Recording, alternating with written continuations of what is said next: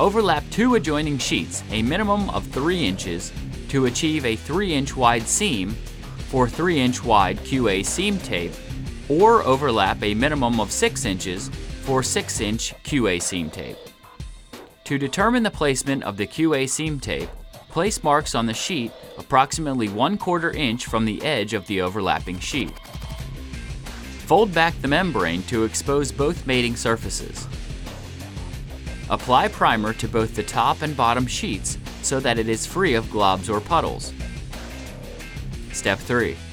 Allow the primer to dry until it does not transfer to a dry finger's touch. Unroll and position the QA seam tape along the marks. Align the tape with the marks. This will allow for a 1/8 inch minimum exposure of the tape on the finished splice. Apply hand pressure to the tape to achieve 100% contact.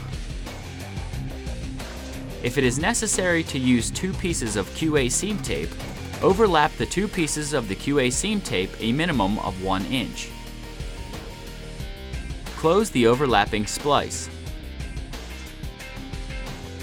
Check the entire splice edge to ensure the QA seam tape is exposed 1/8 to 1/2 inch. While peeling off the clear poly, apply firm hand pressure towards the outside edge of the splice to remove any trapped air.